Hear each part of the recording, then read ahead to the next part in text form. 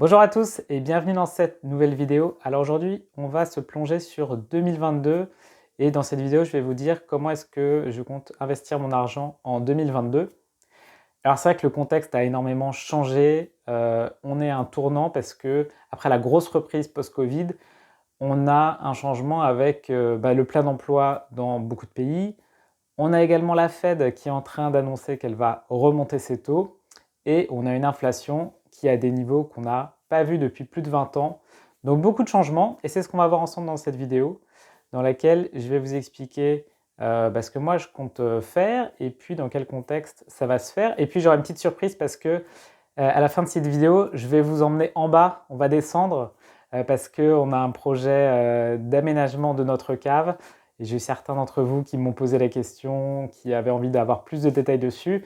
Donc je vais vous montrer en détail ce que je vais faire en bas, voilà pour ceux que ça intéresse. Alors on va commencer tout de suite par regarder un petit peu le contexte en ce début d'année 2022. Alors c'est vrai que du coup 2021 a été un excellent cru pour les actions. La bourse a monté de plus de 30%, vous l'avez vu dans les reportings PEA. Et si vous me suivez depuis quelques temps et si vous avez appliqué un peu les mêmes techniques, eh bien vous avez pu avoir ce genre de performance l'année dernière. Donc vraiment un cru exceptionnel.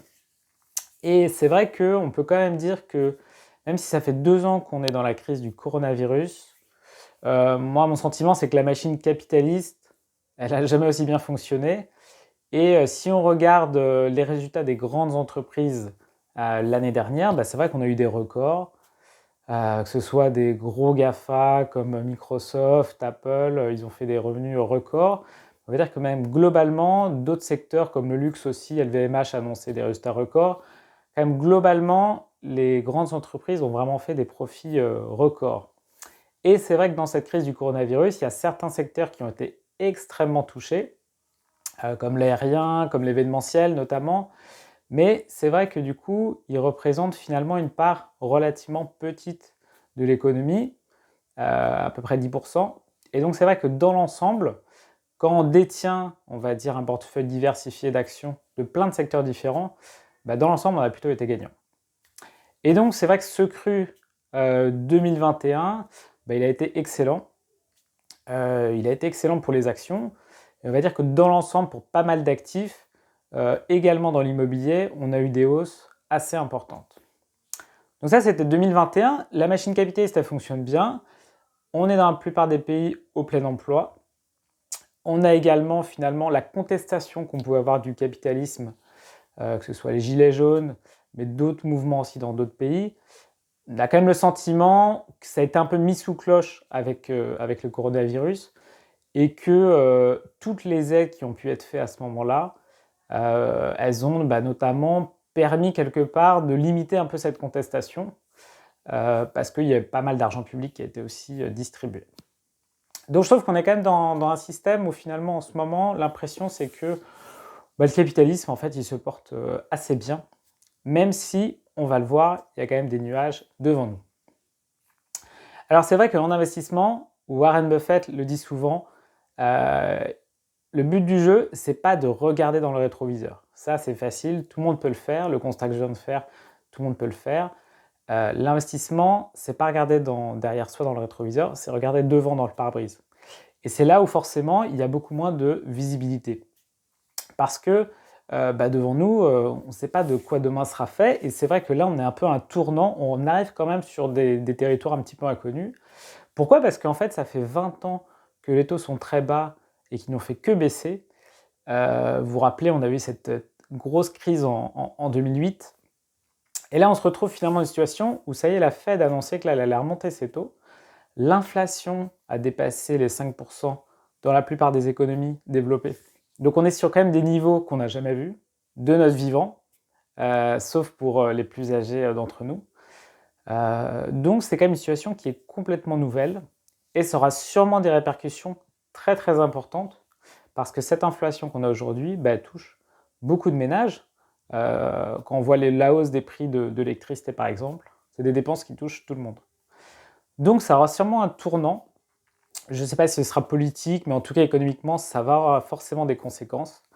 Et dans ce contexte-là, eh bien, la performance des placements, elle va sûrement évoluer et elle sera sûrement différente de ce qu'on a connu dans le passé.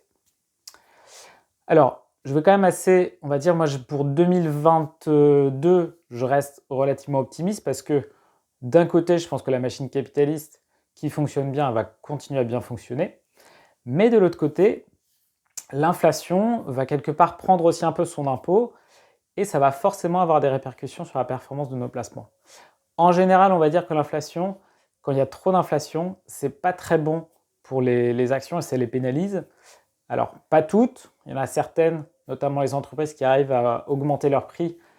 On va dire qu'elles réussissent plutôt à mieux s'en sortir. On va dire qu'en général, toutes choses égales par ailleurs, un environnement avec beaucoup d'inflation, c'est plutôt pénalisant pour les entreprises qu'un environnement avec peu d'inflation comme on l'a eu. Donc dans ce contexte-là, moi je reste quand même assez prudent pour 2022, donc optimiste mais prudent. Prudent parce que comme on est dans quelque chose qui est inconnu, il peut y avoir plein de choses qui peuvent se passer et on ne sait pas exactement quoi. Donc on peut avoir peut-être une inflation qui s'emballe un petit peu, qui devient un peu hors de contrôle, ce qui voudrait dire perte de confiance des gens dans la monnaie, ce qui voudrait dire potentiellement perte de confiance dans l'économie, donc récession, chômage, etc. Donc bon, voilà. On n'y est pas encore du tout, et je pense que les banques centrales vont tout faire pour éviter ce scénario, mais néanmoins, c'est quand même un des risques, ce qu'on a vu, que vous avez peut-être vu en fait dans l'histoire économique, les périodes d'inflation sont pas toujours très bonnes. Alors, donc, moi, ce que je vais faire pour 2022, du coup, c'est d'être assez prudent, donc de rester diversifié. Et aujourd'hui, mon portefeuille d'investissement, j'ai des actions, de l'immobilier en France et à l'étranger, notamment aux États-Unis, et des obligations aussi. Donc, je prévois quand même globalement de rester assez diversifié. Je ne prévois pas dans le contexte actuel de faire des changements radicaux. Et maintenant, je vais vous détailler un peu poste par poste ce qu'on va faire. Et on va descendre à la cave parce que j'ai ce projet aussi que je veux vous montrer. Et donc, je vais vous dire tout de suite ce que je vais faire pour mes investissements. À tout de suite. Alors voilà, on y est, donc retour à la cave. Donc voilà, ici c'est là où on fait des travaux. Donc c'est un peu un gros projet pour cette année. Parce qu'en fait, l'histoire, c'est que quand on a acheté cette maison, il y a 7 ans à Bordeaux, on avait cette cave qui n'était pas aménagée. Et donc, on s'était dit qu'un jour on le ferait. Et puis, c'est quand même des gros travaux, donc on a beaucoup hésité et réfléchi. Et là, on s'est lancé. Donc là, les artisans viennent de partir hier. Ils ont décaissé pendant 2 semaines parce que, en fait, le problème de cette cave, c'est qu'on n'a que 2 mètres de hauteur sous plafond. Donc moi, je ne suis pas très grand, pour moi ça va. Mais c'est quand même plus agréable d'avoir un peu de hauteur sous plafond. Et pour vraiment faire une pièce habitable, il fallait qu'on ait au moins 2,20 m. Et donc, c'est ce qu'on a fait. Du coup, on a fait des travaux de décaissement. Et donc là, ce que vous voyez, c'est la cave avec le sol où ils ont creusé là 50 cm. Donc, c'est un peu le chantier là. Mais vous voyez que ce qui est pas mal avec cette cave, c'est que, je vous fais un petit tour ici, c'est que y a pas mal de surface habitable. Et on peut même faire des ouvertures sur l'extérieur. Là, il y a un volet ici. Donc, il faut imaginer forcément un peu. Mais vous voyez que du coup, il y a quand même pas mal de place. Et voilà. Donc, on va aménager tout ça. Et ça va nous permettre de faire une salle de jeu. On va faire également une buanderie. Ça va nous continuer à permettre de stocker des choses. Et on fait aussi une extension de cette cave parce que ça va nous permettre de faire une chambre d'amis sur le jardin. Donc voilà, donc c'est un peu les gros travaux pour cette année, c'est le gros projet qu'on fait. Et pourquoi est-ce que j'en parle sur cette chaîne? Parce que du coup, j'avais des personnes là, qui m'avaient demandé d'avoir plus de détails. Et le rationnel derrière, c'est qu'en fait, le coût de ces travaux, ils vont être inférieurs à la valeur additionnelle, on va dire, sur cette maison. Donc le calcul, c'est assez simple. C'est que vous prenez le coût des travaux au mètre carré et vous regardez ensuite la valeur de ces mètres carrés sur le marché immobilier. Et donc moi, dans mon cas ici à Bordeaux, la valeur du mètre carré, elle est supérieure au coût des travaux. Donc, ce qui veut dire que ces travaux, même s'ils ont un coût, ils vont être plus que compensés par l'augmentation de la valeur du bien immobilier. Toutes choses égales, bien sûr, par ailleurs, parce qu'on ne sait pas si demain l'immobilier va baisser ou pas. Mais ce qui est sûr, c'est que du coup, Une fois que ces travaux seront finis, eh bien, on va en profiter, ça va me permettre à ma famille d'en profiter, de cet espace supplémentaire et le jour où on revendra la maison, eh bien, du coup, ce sera autant de plus-value supplémentaire. Voilà, alors il fait un petit peu froid aujourd'hui, donc je vais faire rapidement la suite qui est sur les investissements 2022.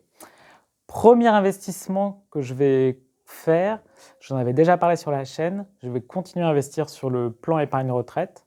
Donc là, je vais continuer à maximiser, les versements pour cette année. J'avais déjà fait une grosse maximisation l'année dernière. Donc là, cette année, ça va être un peu plus faible, mais je vais continuer à le faire parce que dans ma situation, c'est le plus intéressant. Et si vous êtes dans le cas d'un taux marginal d'imposition supérieur ou égal à 30%, je vous conseille aussi de bien regarder les articles où j'en ai parlé parce que ça peut être très intéressant pour vous également. Deuxième placement que je vais faire, c'est le PEA. Donc le mien, il est au plafond, mais celui de mon épouse, pas encore, donc je continue chaque mois à l'alimenter tranquillement. Voilà, avec l'objectif après de le compléter. Voilà, c'est aussi... par rapport au PER, il n'y a pas la déduction fiscale à l'entrée, mais il n'y a pas non plus d'impôt sur le revenu à la sortie grâce à l'avantage fiscal du PEA. Donc c'est aussi très intéressant et ça fait une poche de long terme très performante. Alors à l'inverse du coup de la plupart des ménages français, on ne va pas faire de livret A. D'ailleurs, je l'ai même clôturé cette année, donc j'ai plus de livret A là, pour la première fois depuis 20 ans. On ne va pas faire non plus d'assurance vie. J'en ai pas sur cette chaîne, mais dans ma situation et avec les frais de l'assurance vie, je considère que ce n'est pas le placement le plus intéressant. Et puis, je vais également garder mes 3 maisons aux États-Unis qui, pour l'instant, rapportent toujours quasiment 18% net par an. Donc c'est toujours un placement très intéressant. Mais je vais rester ouvert aux opportunités. Donc, s'il y a d'autres opportunités sur le marché, on va voir de quoi 2022 sera fait. Mais bien sûr, du coup, je pourrais toujours arbitrer pour investir dans autre chose.